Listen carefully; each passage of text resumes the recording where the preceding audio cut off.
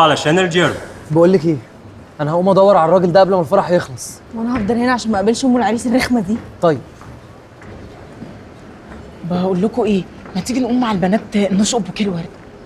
حاضر ايه، هو انت عارفه يعني ايه نشاط اصلا؟ وبعدين لا طبعا انا لا اعرف العروسه ولا اعرف صحابها، وبعدين انا ست متجوزه اصلا، اقوم ليه؟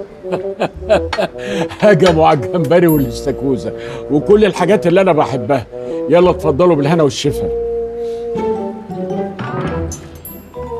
الله، باشمهندس يوسف، ده انا بدور عليك من الصبح. موجود والله، ده انا منتشر في الفرح.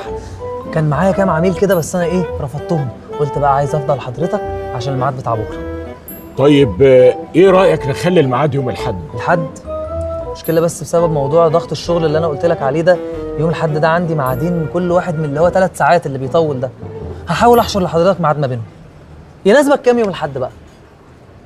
5 4 3 خساره، كان نفسي اخد بوكيه الورد ده.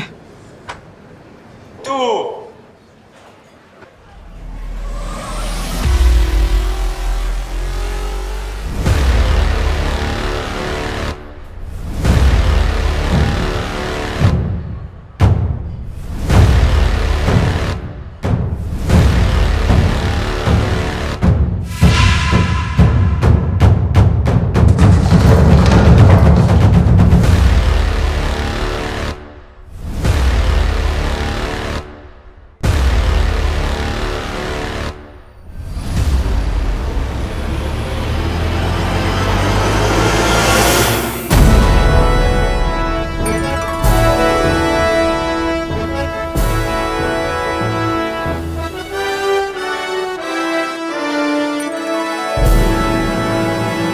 اتفضلي.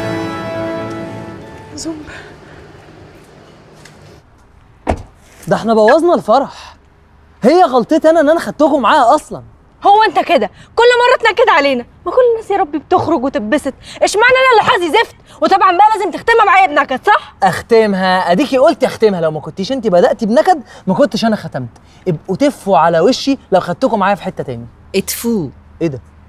هي عملت ايه دي؟